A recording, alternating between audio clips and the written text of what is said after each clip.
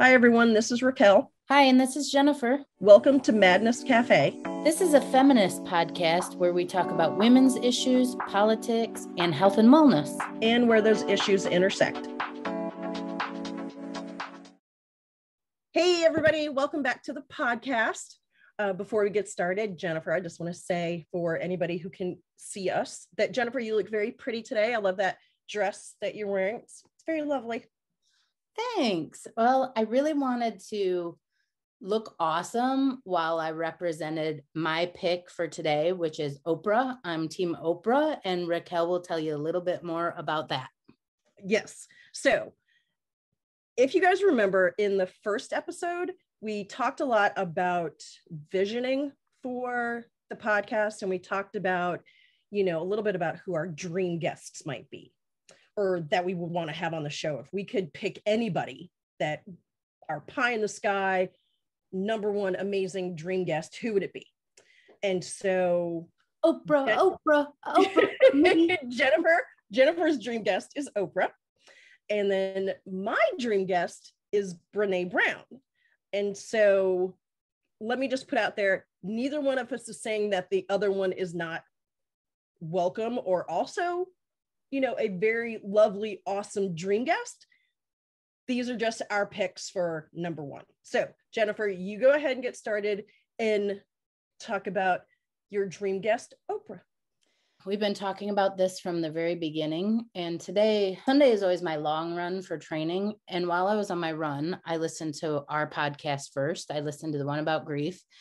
And then I listened to Brene Brown, and she was talking about the gifts of imperfection with her two sisters. By the way, that's a really good show.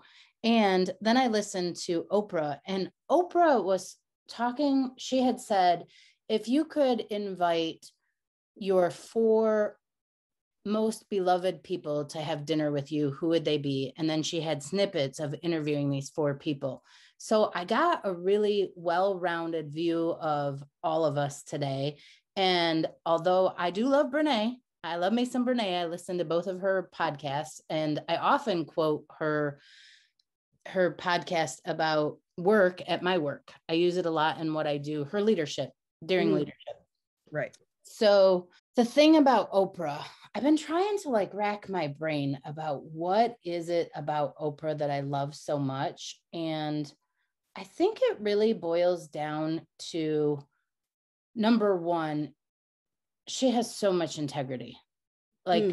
Just today, actually, on the podcast, she was talking about in the early days of her show, she had someone on, a couple, and the husband was admitting for the first time that he had cheated on his wife on public TV. And it was a setup, of course, and the wife was there. And Oprah said she looked at the wife's face and she saw the shame, the grief, how the woman was just socked in the gut for having this all happen on public TV. And she said right then and there, she made up her mind that she would never do that type of TV again, that it was over, that she would not do that to another human being ever again. And I really, truly believe that Oprah she really lives by that standard that she has set by herself. I think she's an exemplary human being. There's so many other reasons. I think I look back to my childhood. She's always been a part of it. She was always on TV. I learned amazing things. I think she was the beginning of I don't like to call myself a spiritual person because I don't think I am, but maybe some spirituality concepts. There are a lot of guests that I think she's brought on to kind of change the thought processes of people around the world. And then I also think that, I think Oprah's show back in the day, and still on her network and still on her podcasts and things, she brings in all the experts in all the areas to talk about all the subjects. And it's just to me, it's like a wealth of information. It's a farmer's market of information. I'll stop there and I'll let you introduce yours. Okay. Well, as I said, Brene Brown is mine. And I think it's good that you started first and started talking about Oprah, because I believe everybody was sort of introduced to Brene Brown via Oprah. Yeah, which is absolutely. amazing. And so what you were talking about with, Oprah brought all these people to the forefront who helped people think about things in a different way, whether it was, Deepak Chopra or, all of the thousands of other people, hundreds of other people that Incredible Oprah thought leaders. right. Yes. Thought leaders. Absolutely. And so Brene Brown was one of those people. What really resonates with me with Brene's work is that she talks a lot about shame and vulnerability and the courage involved with being vulnerable and shame around, whatever it is that people feel shame about. And it could be anything. It could be money. It could be, things that happened when you were a kid. It could be, loss of a job. I mean, any of that sort of thing. I mean, she basically talks about, get rid of that, work through that, and be vulnerable enough to talk about those things, right? And I think bringing up that conversation and bringing that out into the mainstream, I think has helped a lot of people. I know it's helped me personally. Yeah. I just want to say something really quick because I know I'm not supposed to be Team Brene, but around the shame, I remember when President Trump won, Brene said on her podcast, all these people want people to feel shame. They want everybody to have these feelings. And she was just like, very clearly, shame does not work. Mm-hmm. It is a negative connotation that we put on people. We want them to feel terrible about themselves. This is a deep-rooted shame is so deep within us, it makes us almost hate ourselves. Mm-hmm. And that if we teach people shame, the cycle just continues. What we need to teach people is how to really learn to love themselves. So that is the beauty of her work. But I'm not Team Brene. Your turn. Exactly. Well, going back to that though, what she talks about is shame is not helpful. Shame stunts your growth. And doing away with that and having the courage to be vulnerable and work through that shame, that adds to your growth. That makes growth possible. And that just makes it so much more powerful. And so hearing somebody talk about things in that way and just so bluntly and so openly just makes it that much more approachable for me. And the fact that, she's a researcher, she's a professor, all of that speaks to my nerdy side, which I reference that a lot, but I connect with that. And the fact that she seems to be a very down-to-earth person, and she's very open about her own flaws and failings, just how she encourages other people to be open and to not have shame around things. She walks that walk, right? So she's very open about her own struggles, whether it's struggles in her marriage or struggles just as a human being. And I think all of that for me just makes her that much more relatable. And the message that she presents is that much more palatable for me. Yeah. Well, that's exactly what I love about Oprah too. I mean, of all these years, you don't get any more vulnerable than talking about your weight publicly on TV. Mm-hmm. And all the people who wanted her, Oprah, to feel shame around it. Right. Like, shame on you for having a few extra pounds. Right. And then she lost weight doing this and she lost weight doing that. And I remember the show where she was looking really nice in some small pair of really sexy jeans. And she was pulling a cart with the amount of fat on it that she lost. I remember that episode. I do. Right in front of the public, and everyone was congratulating her. And that was like a whole liquid diet, right? Yeah. I totally relate to this because I've done every diet in the life too. Mm-hmm. And then shortly after, she put the weight back on in the public eye again and had to talk about that. Mm-hmm. So I guess in a way, these two are kind of similar. Absolutely. Absolutely. I think they're basically on sort of spectrum, sort of. Do you know what I mean? Like, I see Oprah as, iconic, aspirational, maybe like on a pedestal, sort of like that's, maybe she's the sort of grande dame of, what society wants to admire. But she also broke so many stereotypes. Who would have ever thought back in the day that she would have made it? Oh yeah, absolutely. I mean, considering what she came from, I mean, right. her background did not pave the way for who she is right now at all. Like, no one would think. No, but how she reacted to her background.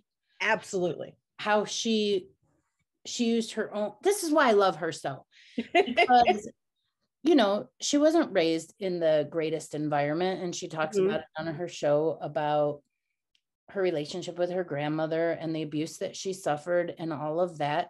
But in all of that, she knew she was smart, and she studied, and she worked hard, and she had a vision, and she was driven.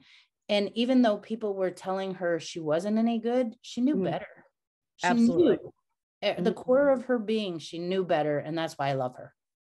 She's aspirational. I mean, who doesn't want to do some of the things that Oprah has done, right? Okay, but then Raquel, she could have been like that first show with that man and his wife and how they embarrassed them both on TV, and it was shocking. She could have just taken the money and decided to do shows like that forever, and she still would have made a ton of money and done a great job. That's true. But she said, I'm not going to do that. Yeah, because she wouldn't have been able to look herself in the eye. The integrity wouldn't be there. But how many people do that? They do work where they can't look themselves in the eye, and they think, okay, well, I justify it because the public's watching it, so I'm going to do it anyway. Exactly. Right? Exactly. Yeah. And this, I know I'm sort of, kind of crossing the fence here, but another great thing about Oprah is that Oprah's I know. Back up. She's your pick. No, kidding. I'm just kidding. She's your pick. But she reached back to help other people, right? Like putting a spotlight on Brene Brown and the work that she does. Again, bringing people forward who share some of the same goals and things that they hold dear, like integrity and courage and strength of character, and all of that is present in Brene's work. And I think it's also present in her, because that's what, at least that's what I get when I listen to her podcast or her books on Audible or read her books or, listen to her specials and things like that, is that what you see is what you get. And totally down to earth. Yeah, completely down to earth. Like, I would imagine, sitting down and having a beer with Brene. Do you know what I mean? And it would just be a real conversation. So do you think it would be more comfortable to have a beer with Brene than with Oprah? Would that be a harder thing to do?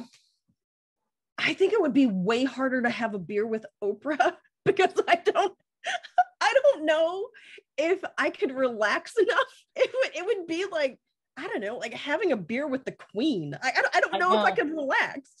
I know. I've often thought about, okay, if you could ever, when I was a teenager, my dad wrote a book and I sent a letter to Oprah telling Oprah about my dad's book and said, you should have my dad on the show. I had thought, if I ever had the opportunity, like, what could you ever say to her that would show what she has meant to people? What could you ever say? I think the only thing would be thank you. Yeah, and it sounds like such a small phrase, but so much is encompassed in that phrase, thank you. Think about it.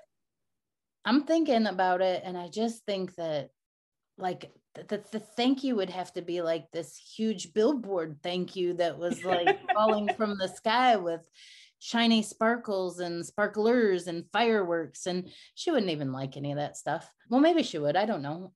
I don't know her personally. I just imagine she'd probably rather be sitting on a tree with her dogs somewhere on her land in nature, kind of hearing maybe the thank you would be good. Raquel, I've worked my way back around to that. Maybe thank you. Thank you, Oprah. Yeah, I think it would. Thanks, Oprah. Thanks, Brene. Thank you, Brene. Yeah, So when I was listening, I've been listening to the series that Brene and her sisters have been doing. And they're talking about, there's actual steps in this book, the Gifts to Imperfection. And they were talking about when Oprah called Brene up to go onto the show. And one of the things she said is, I'm trying to remember the exact wording, but Brene went to her husband. I'm paraphrasing, so I'm not going to get this perfectly right, but Brene went to her husband and said, this is what's going to happen when I don't come back. I want you to marry again. And she just thought, she went into like all this catastrophe thinking, because this was like the ultimate, to go on this show.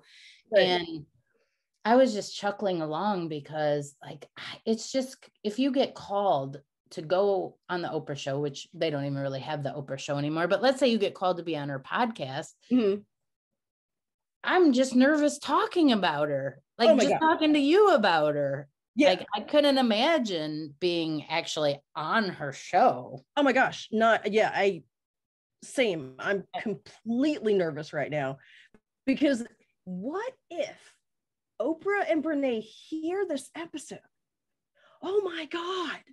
And then they reached out to us. I would lose my mind. I would be completely nervous. I mean, I would do it, but I would be completely nervous. At first, my thought when you said that was like, oh, come on, Raquel, there's no way in hell they're going to hear our podcast. But then I thought, Jennifer Bolaños, you believe in visioning. And if Raquel and you can vision it, it could happen. It could. It's probably not very likely, but it could happen. So maybe we better be real careful what we say. No, I'm just kidding. I don't think, like when I think about Oprah, probably, I don't have a bad word to say about the woman. When you said they were like a continuum, I think the thing where Brene kind of takes off a little bit where Oprah left off. Oprah opened the door. She brought all these people on, all of these thought leaders. But I think Brene really goes into the research of what actually happens in the mind and people's behavior and leadership principles. And I think that recent podcasts I've heard from Oprah, she still kind of talks about shame. Sometimes she'll say, this person should feel shame.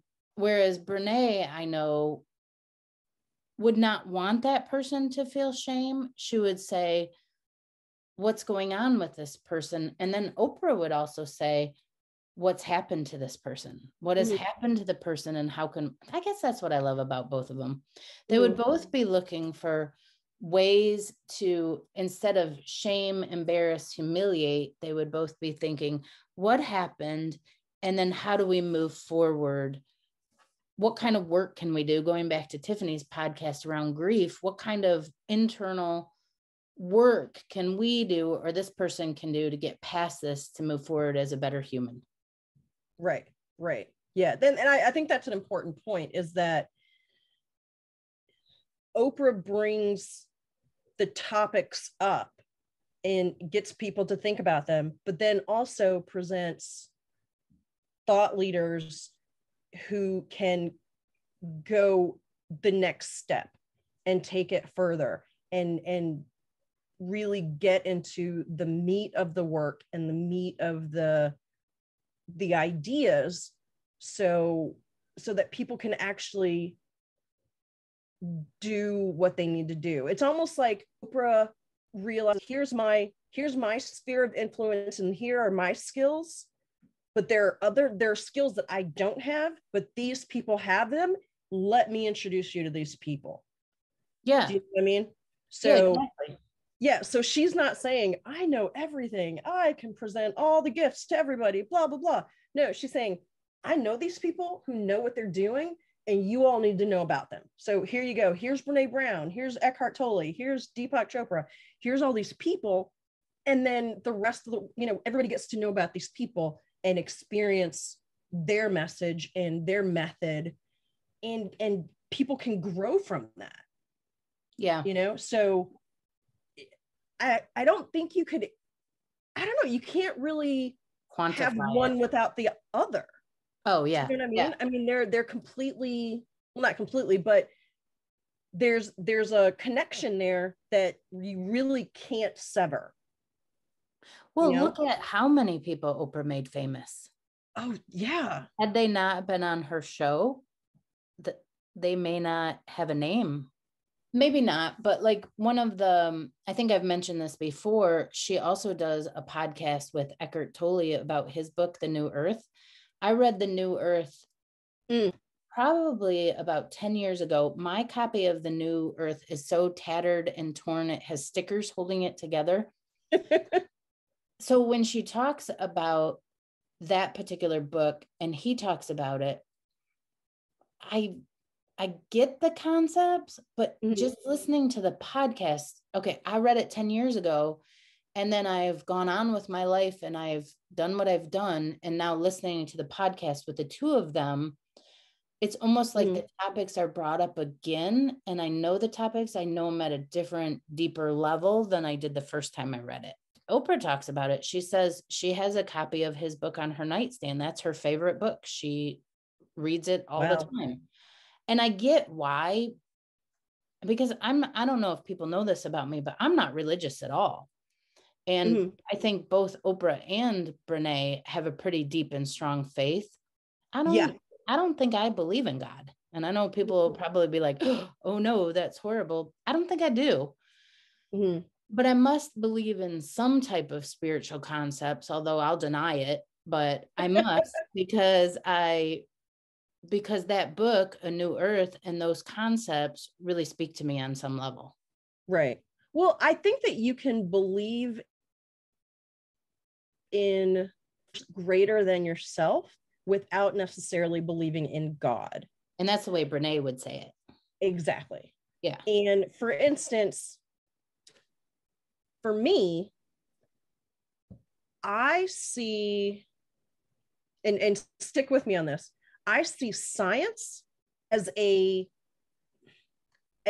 type or a version of, or maybe a representation of whatever that force is, whether you call that force God or you call that force Mother Nature or whatever you call that force, because science speaks to the truth of the universe, the Big Bang Theory, mathematical theories, how babies are born. Do you know what I mean? Like, science speaks to all of that, how trees work, how clouds work. I mean, how the COVID-19 variants are spreading. Exactly. Science speaks to all of that. So science. Is science your God? Yeah. Well, in a way, yes. I feel closer to, I don't know, God or spirit or whatever you want to call it, in nature than I do in any building or any church. Although I can appreciate the reverence and everything in cathedrals and churches, but for me, I feel it more like deep inside when I am in nature. And I'm not a big nature girl, but if I'm standing in nature, then I can appreciate all of it, right? And that to me is evidence of whatever it is that's created all of it. Okay, this has gotten way off track, but it's so interesting. Really. So we're going deeper, Raquel. We're going deeper. I want to ask your opinion on this. Okay, so I have two things from that. Number one, if you find your God or your higher power, or whatever you choose to see it, in nature, but you're not a nature girl, what's up with that? Why don't you get your butt out in nature some more? Because see, here's the thing. Because I don't like bugs. Aren't bugs part of God's creatures? And that's fine, but I don't need to be near them. Okay. The bugs can stay over there. I'll stay over here. Okay. But just you don't have to answer. I'm teasing with you. Yeah. I mean, it's a good question because it does make sense. And so I don't know. I mean, I think this is partly because I was raised by a woman who is, I mean, my mom taught chemistry, calculus, all the things, right? My mom is very scientific. Got it. And she sees beauty in science and math. And I'm not kidding. She literally finds beauty in those things. Yeah. But she also has a very strong faith. And for her, the two are not opposite. Right. They are all connected. Yeah. And so for me, it makes sense. Yeah. That, you know, because you hear people talk about, is it creation or is it Big Bang Theory? Well, in my head, it's both. It's both. Yeah. You know what I mean? And so yeah, in my head too, it's both.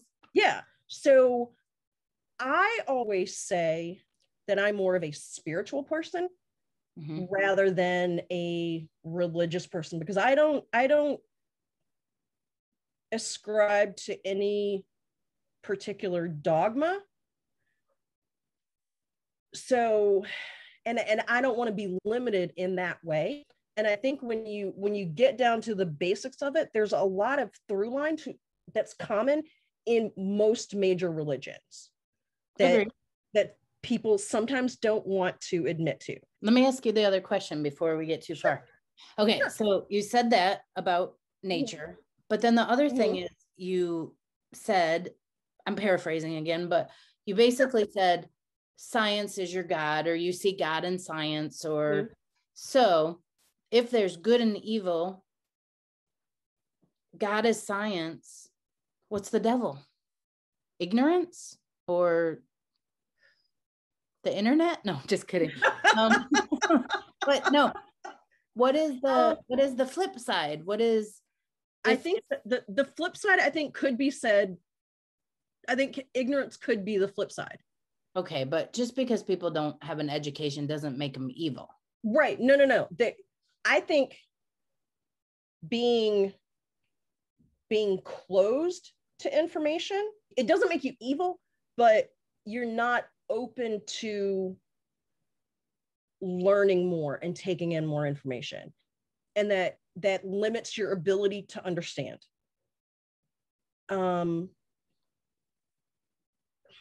These are tricky questions, aren't they? Yeah. I don't know. I mean, I do think that there is evil in the world. I really do. But I also think that there's a lot of good in the world. And yeah, I don't know. I mean, it's a really interesting. What's the opposite of science? Is it, I don't know, superstition? That's a good way to think about myth? Is it myth and story? I don't know. No, but I think myth and stories and even superstition can lead to science. Can lead to questioning, which is the basis of science, right? I mean, that's the basis of scientific method, is questioning and trying to prove or disprove something. So maybe they're all just so connected you can't have an either or. Well, maybe it's both and. When you asked, is it Big Bang or is it creationism? And we both said both. I do say both, but I also say neither. Both and neither, because we don't know. It's just like this whole thing about, my mom is going to die. Well, everybody's mom is going to die, but my mom has Alzheimer's, and I thought she was going to die months ago, and she hasn't. So I guess I really can't tell you when she's going to die, but where is she going? That is big.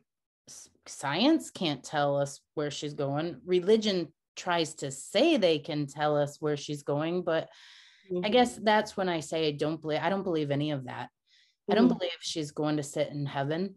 And then at the same time, there have been things in my life that have been so like kismet that I think something helped out in that situation. Yeah. Like, I didn't do that all on my own. Some greater power or wisdom beyond, or I don't know how to explain it, because so that's why I say Right. I am not religious. And if you press me, I'll tell everyone I'm an atheist, but I don't know if I'm a true atheist because I give in to what I've seen, you know. So I think that would mean that you're agnostic, that you believe that there's something bigger than I yourself. hate that term. I hate that Why? agnostic term. Why? Because it implies that you believe in God. And I don't believe I believe in God. See, I don't think it implies that you believe in God. I think it implies that you believe that there is something bigger than yourself. Well, I was just going to say, I think to believe that there's something bigger than yourself is normal and natural. Well, no, I think it takes the ego out of it. Oh. And so it takes some of the control out of it. Do you know what I mean? Oh, okay. So yeah, I have that problem. I have been trying to control my destiny since I was probably around 8 years old. This is probably one of the things I talk to my therapist about the most, and probably why I've had the most pain and grief, and all of those things in my life are all around areas that I tried to exert control and realized I had none, which is exactly what we talked about on the last episode. Yeah. So the fact that my child died, I tried to control when this child was going to be born, how it was going to happen. And then my child died, no control. I tried to control my marriage, have it be, my parents were divorced several times. I tried to make the perfect marriage, do it better than them, show people how it was supposed to be done. Right. I tried to control things with my sister's kids to make things perfect for them. And I messed all that up too, so I see what you're saying. Like, when you accept that there is a power greater than yourself that is the only one in control. I think I've seen that. I've seen some definite evidence that I am not in control. We'll put it that way. Right. But I do not believe in this man sitting in the sky, looking over us, watching every tiny little thing we do, and then waving a wand, because to me, that makes no sense. Right. Exactly. It's funny, this, you saying it makes no sense. That reminds me of when I was little, and I don't know, maybe I was like 6 years old. I don't know. And so I was thinking about how people talk about God the Father and God created life. And so I was talking to my mom and I said, okay, so Mom, women have babies. Yeah, exactly. Men don't have babies. Right. And she's like, well, yeah. And I said, so women create life? My mom said, yes. I said, so then how did God create life if God is a man? And I don't remember my mom's reaction, but all I can remember is that she didn't shoot me down. I remember that. So I guess even as a little kid, the whole idea of God as a man didn't really make sense to me. No, God is definitely a woman. God is a woman, for sure, right? God is a woman. Oh yeah.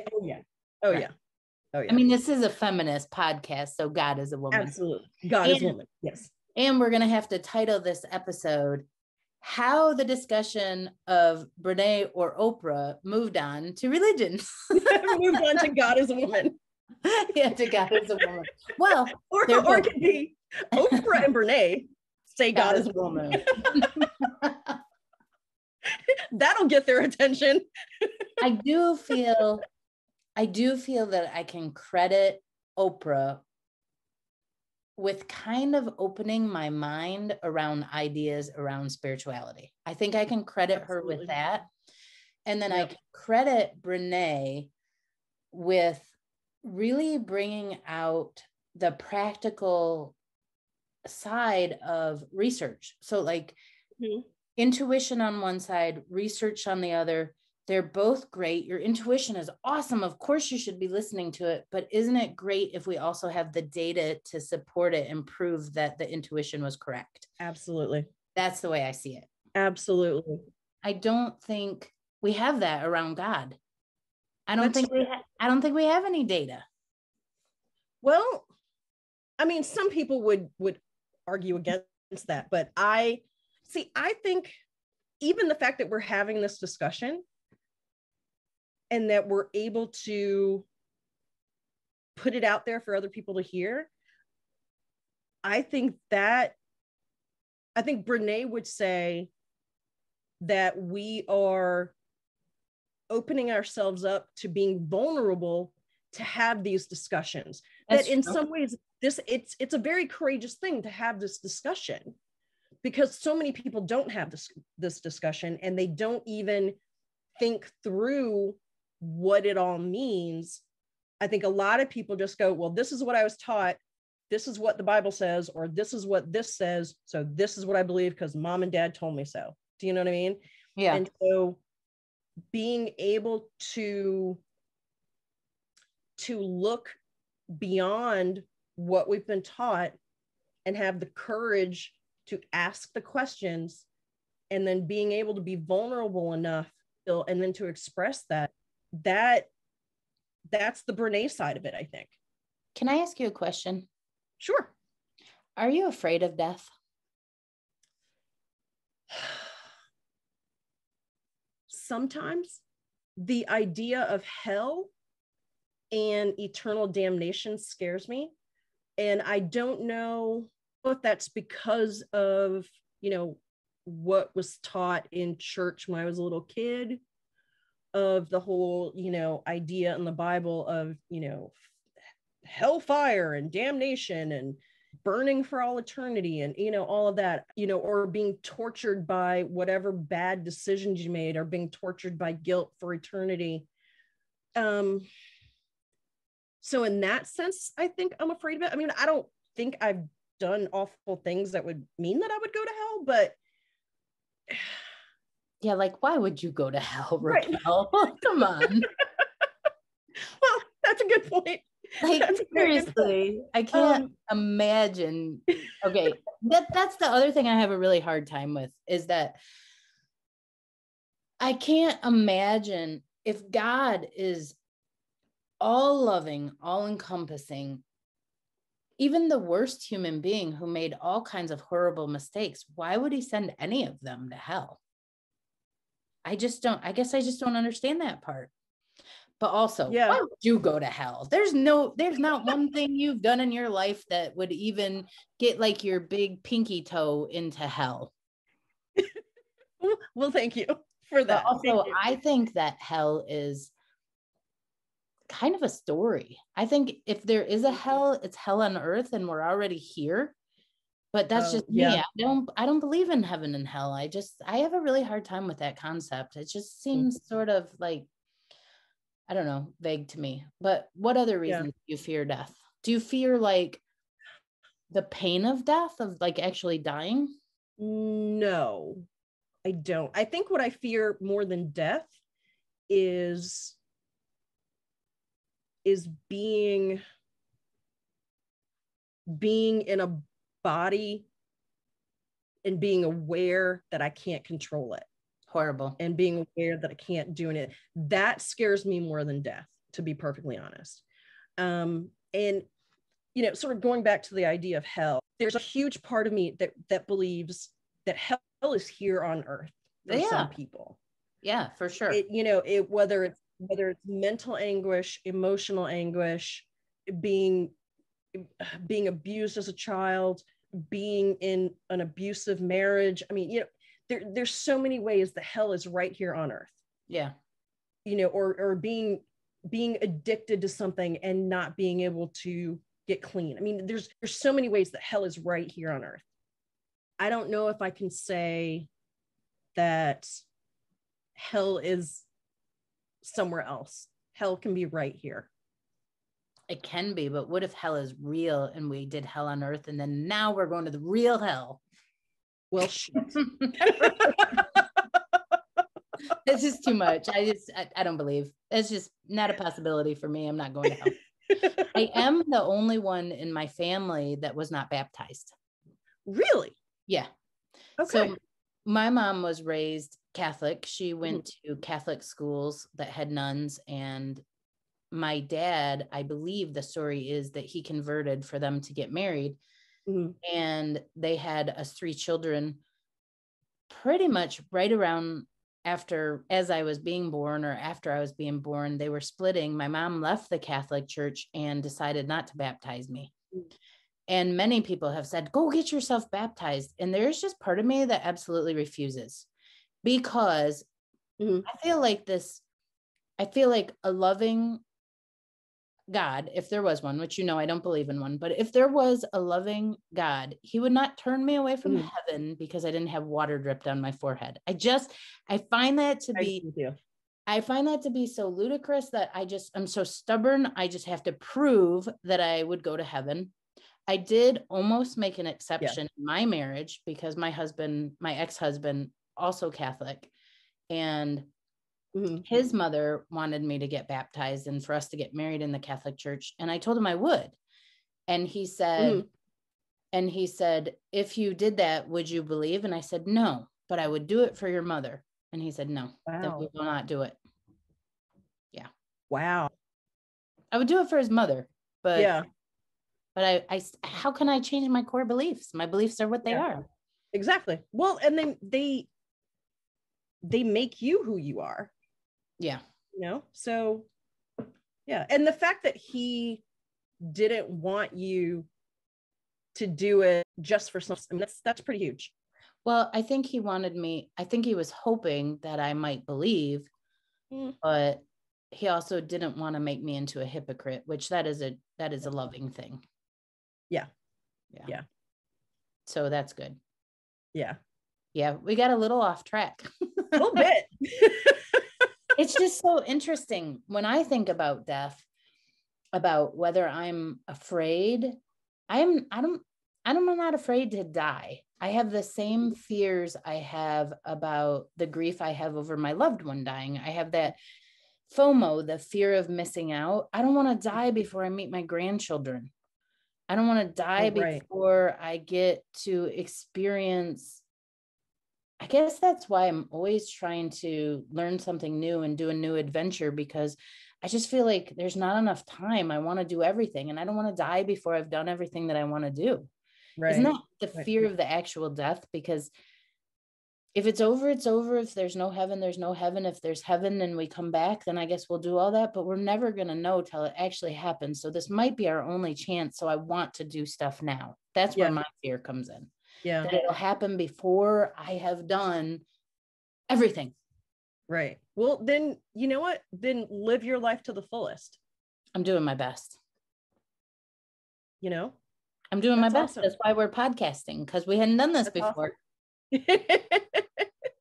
I love that. I honestly have the same fear of,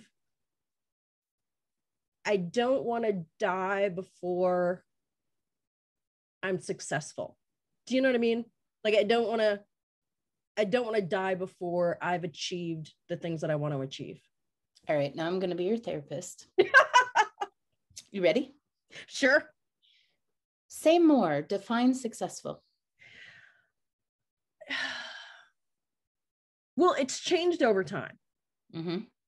So for the longest time, it was, it looked the same as everybody else's idea of success. Make X amount of money. What's the X? What's the X amount of money? Start there. What is it? I don't know, 6 figures, 100K. Nobody's making that, Raquel. Yeah, I don't. Well, I do. I'm sure they are. Yeah, but I'm not saying any of these things are rational. Okay. But, okay. So it used to be that, I had to have, the perfect job, successful marriage, making a bunch of money. None of those things happened. None of those things happened. That's what success looked like to you? The perfect job? It used to. Job. Okay, so define the perfect job. What did you think the perfect job was going to be for you? Well, in the beginning, I thought the perfect job for me was to be a doctor. And then cool. I went to law school, and I was like, okay, it's to be a lawyer. Like, it's Okay. being a big fancy lawyer. And then none of that came to pass. And I got really, really depressed about it, and, really not successful, like, financial issues and blah, blah, blah. And, all my friends like making way more money than me and blah. And so I was comparing myself to all these other people and thinking all these awful things, about myself, not about them, but about me. And Distorted I thought, thinking. huh? Distorted thinking. Go on. Absolutely. Yeah. And so I eventually got to a point where I thought, you know what? I don't want to live this way. I'm a good person. I have a good heart. I don't want to be bitter, and I don't want to have my sense of worth tied up in outward things. Mm-hmm. And so I started to, through therapy and a lot of my own self-work, I worked on my idea of success and my definition of it. And so it wasn't so much outward focused more. And I think that helped me a lot. It helped a lot with, my depression and feeling like I wasn't achieving things and, all of that. So what's your definition of success now? I think it's a little bit of a hodgepodge. It's still internal to some degree. Being a good person, feeling good about myself, being good to other people, doing my inner child healing, things like that, like working on those things, feeling good about me. Yeah. But there is also, and maybe this is my pragmatic side, I don't know, but there's also a sense of finances tied to success. Yeah.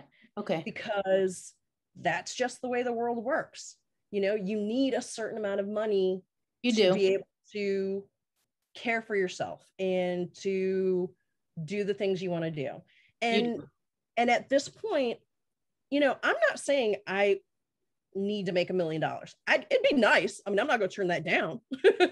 You know what I mean? I'm not going to stand me, but as long as I have enough to meet my basic needs, have some fun, do some traveling, yeah, and give to charities when I want, and to be able to secure my future, so that I don't have to work like a dog for the rest of my life. Do you know what I mean? Like, at some point I would like to travel more than work. And so I want to be able to do that. Like, I want to have the level of success, however it's defined, financially, whatever, to be able to do those things and to be comfortable and to not worry. I understand. So much. Yeah. So we want a little financial stability and freedom. Yes. What about you also said you wanted the perfect marriage. I also wanted that. It didn't come to pass for me, or at least hasn't as of yet. What about that? How do you feel about that part? You know what? I want partnership. Mm-hmm. I want whoever that perfect partner is for me. Yeah. I don't know if that necessarily looks like marriage anymore, because at this point, I don't know if I could actually live with anybody again. I've heard people say that. Do you have still, you've never been married, correct? No, I have not. Mm-mm. So do you still have like fantasies about the romantic proposal, the man getting on his knee and saying something like, I don't know, what do men say? You are the sun in the sky. You have that kind of I do, because I do want a man to look at me and think, I don't want to live the rest of my life without you. I want to be that important to someone else. Yes. Yeah. I get that. yeah. So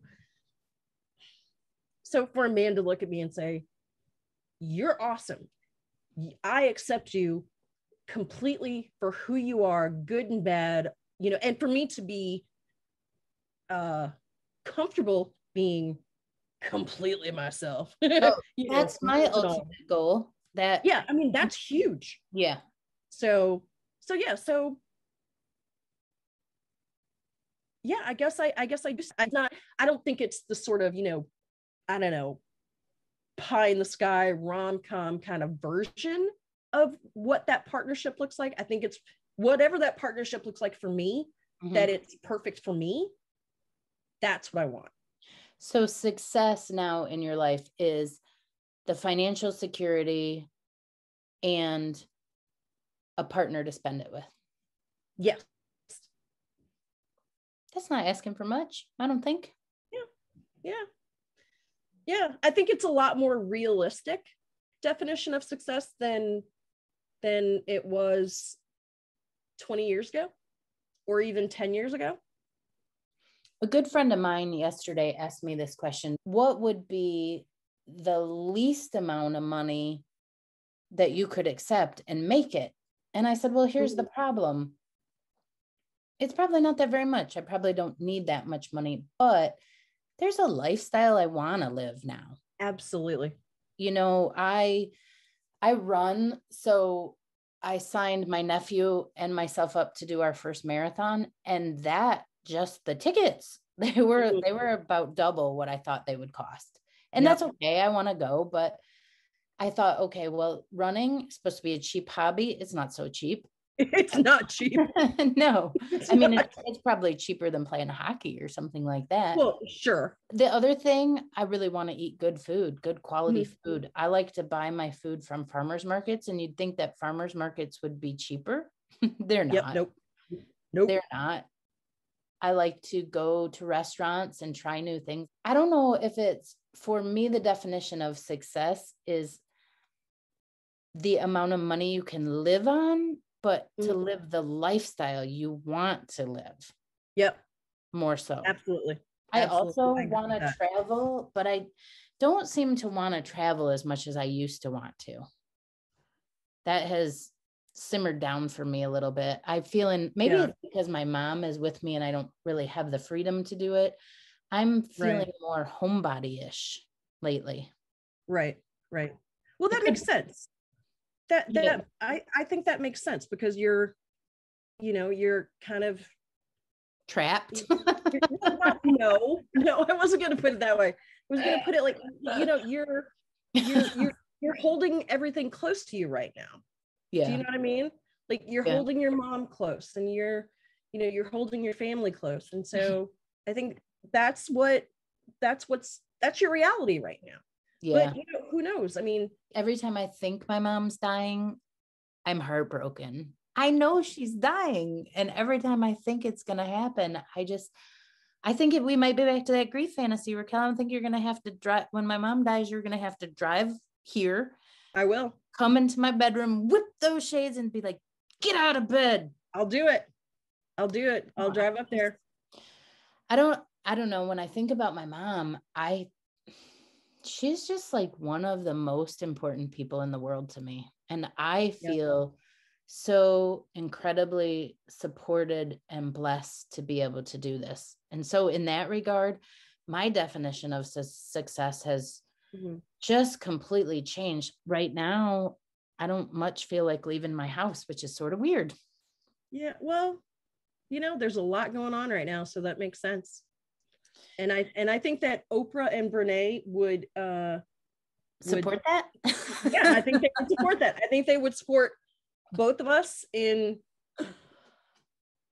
where we are with, how we're defining these things, and that we're actually doing the thought work to figure out what works for us, and not just accepting society's definition of success. So in one of Brene's podcasts, she has a 3-word check-in with her staff where you say 3 words describing how you're feeling right now. I was wondering if we could do a 3-word why you support Brene, and I do a 3-word why I support Oprah. Not that we don't support the others. We do. I don't want anyone to think it's Oprah versus Brene. It's just that my ideal guest would be, oh gosh, I would be over the moon to interview either one of them. But if I could interview Oprah, I'd probably be that'd probably be my interview, because I'd be so nervous. If you could think of 3 words, and I'm going to need a second to think about it too, like what would your 3 words about Brene be? Oh, let's see. Relatable. Mm-hmm. Swearing. Oh, swearing. I like that. Yeah. Yeah. And this one, and I don't mean this one in a bad way, messy. Oh, yeah. I like that. Mm. I don't think messy's bad. Messy's real. Okay. Yeah, exactly. Yeah. Messy's real. Okay. For Oprah, let me think. What do I think about Oprah? 3 words. Why do I come up with these things and then I don't know how to answer them? Okay. Oprah is iconic. Mm-hmm. Loving. Mm-hmm. Very loving. Can't use very because it's just loving. And channel. She's a channel. Ooh, that's good. Oprah has been a channel to me because she's introduced me to, I think, things I would have not been exposed to. Absolutely. Yeah, I think channel. Absolutely. I love that. Wow. That's really good. This has been a crazy episode. Wow. Very, very far reaching, but wow. Yeah. I think that might be a good, a good place for us to tie things up. Well, if I could tie something up. Yes. Visioning. Yes. If for whatever reason, anybody out there hears this podcast where Raquel and I talk about God and death and fear of death and Oprah and Brene, and number one, wants to be on our podcast to talk about it, I'd love to talk to just about any guest, as long as it fits our core values, which is we're a feminist podcast. We talk about women's issues, we talk about politics, and we talk about health and wellness. And if for some crazy kismet thing out there, Oprah and Brene want to be on our podcast, this is our warm welcome. Brene, please, you are always welcome on Madness Cafe.